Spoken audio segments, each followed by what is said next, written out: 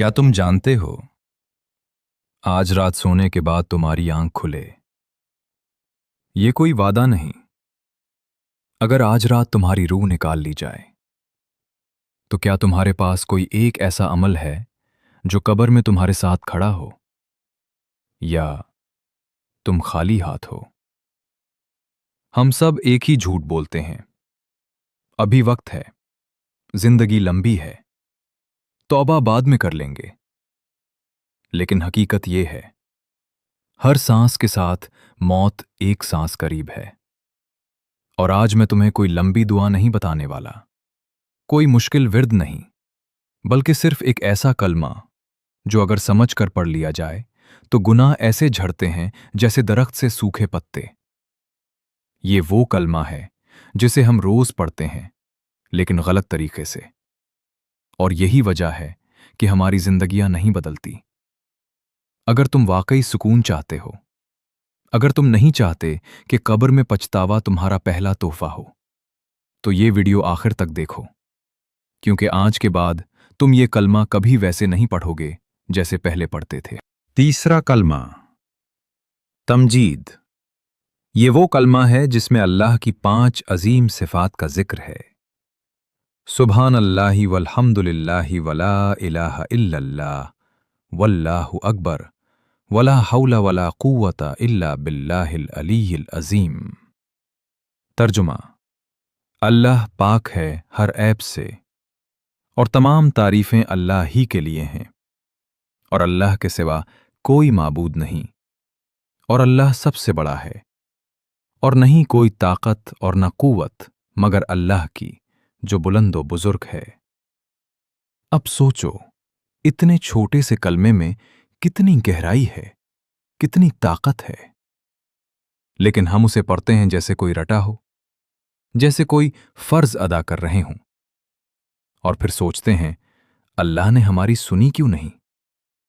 देखो, मसला अल्लाह की तरफ से नहीं, एक मसला हमारी तरफ से है। हमने अल्लाह को भुला दिया है। सुबह उठते हैं, फोन उठाते हैं, अल्लाह को याद नहीं करते। दिन भर काम में लगे रहते हैं, अल्लाह को याद नहीं करते। रात को थके हारे सो जाते हैं, अल्लाह को याद नहीं करते। और फिर परेशान हैं कि जिंदगी में सुकून क्यों नहीं, बरकत क्यों नहीं, रास्ते क्यों नहीं खुल रहे।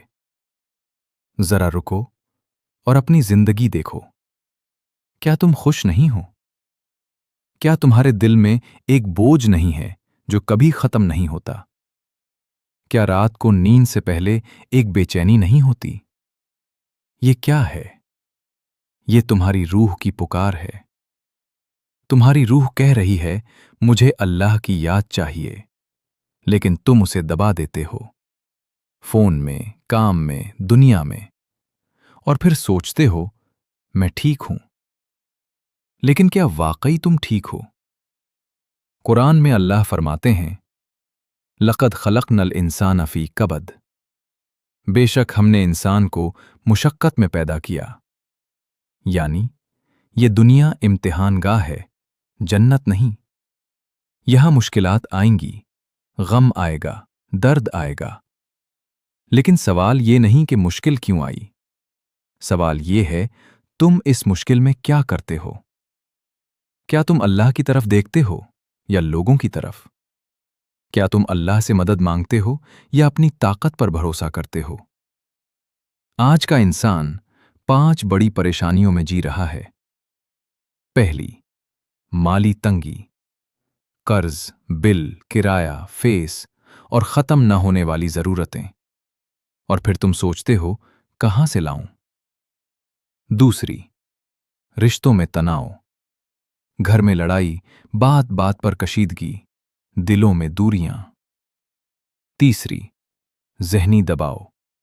काम का बोझ, मुस्तकबिल का खौफ, सोचों का तूफान। चौथी, बीमारी और सेहत के मसाइल। जिस्म थका हुआ, दिल कमजोर, रूह बेचैन। पांचवें, मुस्तकबिल का खौफ। कल क्या होगा? नौकरी रहेगी या जाएगी? बच्चों का क्या होगा? ये सब آج کے انسان کی حقیقت ہے۔ اور اگر تم سوچ رہے ہو کہ تم اکیلے ہو تو نہیں، یہ ہر ایک کا حال ہے۔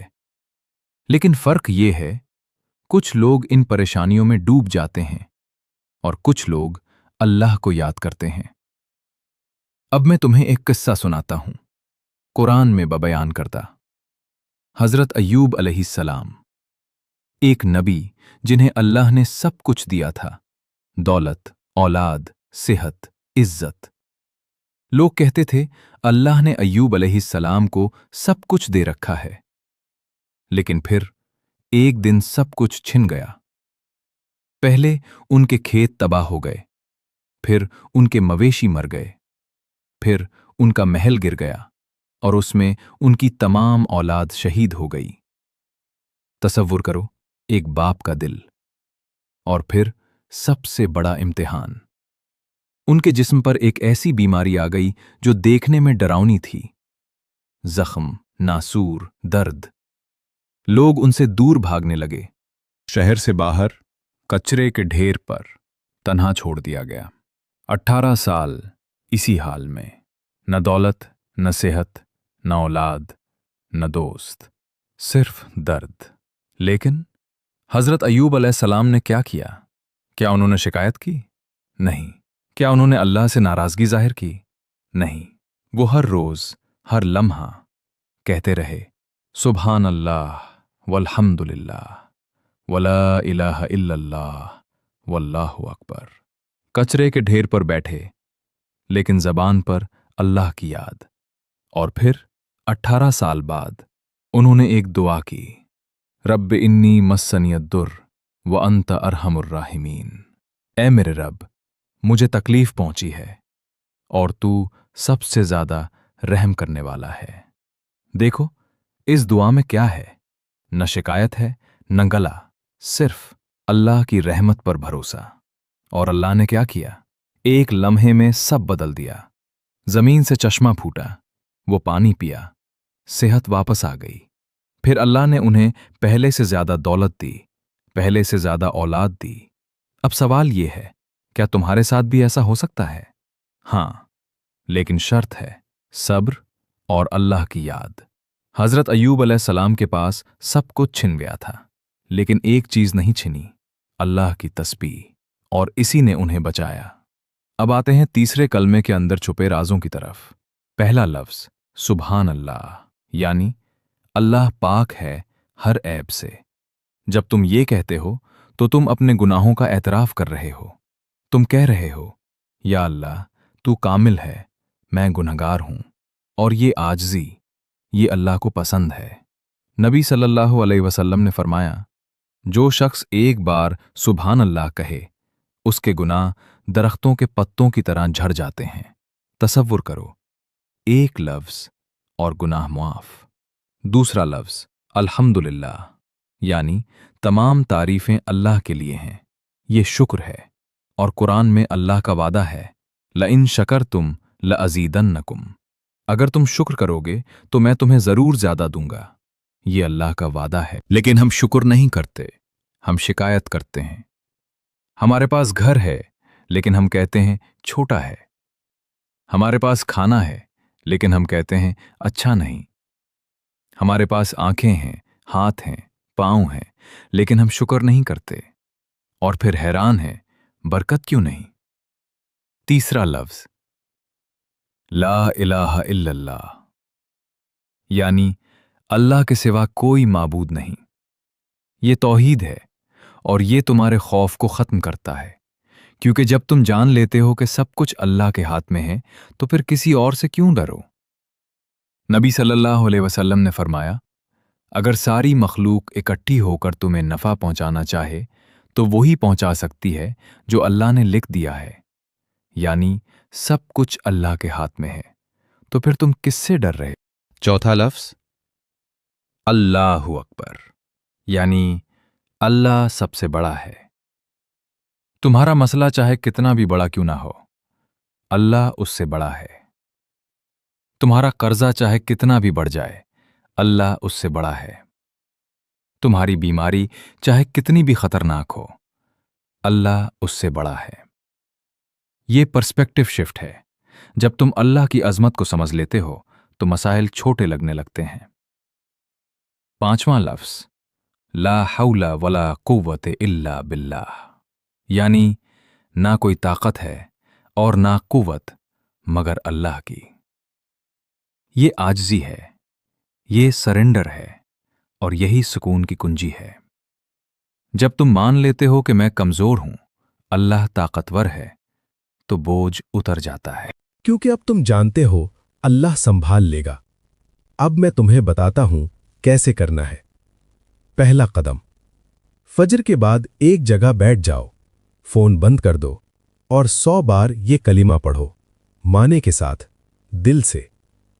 دوسرا قدم، جب بھی کوئی مشکل آئے فوری یہ کلمہ پڑھو، 11 بار، اور دیکھو دل میں کیسا سکون آتا ہے۔ تیسرا قدم، ہر رات سونے سے پہلے 3 چیزیں لکھو جن کے لیے تم اللہ کا شکر کرتے ہو۔ یہ گریٹیٹیوڈ جرنل ہے اور یہ تمہاری زندگی بدل دے گا۔ چوتھا قدم، کسی کو سکھاؤ، اپنے بچوں کو، بیوی کو، دوست کو۔ یہ صدقہ جاریہ بنے گا، اور ہر بار جب وہ پڑھیں گے تمہارے نامے میں نیکی لکھی جائے گی۔ اب میں تمہیں سائنس بتاتا ہوں۔ جب تم الحمدللہ کہتے ہو تو تمہارے دماغ میں ڈوپامین خارج ہوتا ہے، یہ خوشی کا ہارمون ہے۔ جب تم سبحان اللہ کہتے ہو تو کورٹیزول کم ہوتا ہے، یہ تناؤ کا ہارمون ہے۔ یعنی یہ صرف ایمان کی بات نہیں، یہ سائنس بھی ہے۔ تمہارا دماغ، تمہارا جسم، تمہاری روح سب بدل جاتے ہیں۔ اب آخری بات، تم سوچ رہے ہو کیا واقعی یہ ممکن ہے؟ کیا میری زندگی بھی بدل سکتی ہے؟ ہاں، لیکن شرط ہے، تمہیں شروع کرنا ہوگا، آج، ابھی۔ کل نہیں، کیونکہ کل کا کوئی وعدہ نہیں۔ اللہ تمہارا انتظار کر رہا ہے۔ حدیث قدسی میں اللہ فرماتے ہیں، اے ابن آدم، جب تک تو مجھے پکارتا رہے گا میں تیرے گناہ معاف کرتا رہوں گا۔ یعنی دروازہ کھلا ہے، لیکن تمہیں دستک دینی ہوگی، تمہیں اللہ کی طرف آنا ہوگا۔ آج رات سونے سے پہلے لائٹ بند کر دو، ہاتھ دل پر رکھو اور 11 بار دل سے پڑھو، سبحان اللہ والحمد للہ ولا الہ الا اللہ واللہ اکبر ولا حول ولا قوت الا باللہ۔ اور پھر اللہ سے کہو، یا اللہ، میں تیرے پاس آ گیا ہوں، اب سب تیرے ہاتھ میں ہے، اور دیکھو کل کی صبح کتنی مختلف ہوگی۔ یہ ویڈیو یہاں ختم ہو رہی ہے، لیکن تمہارا سفر آج سے شروع ہو رہا ہے۔ قرآن میں اللہ فرماتے ہیں، ان اللہ لا یغیر ما بقوم حتی یغیروا ما بانفسہم۔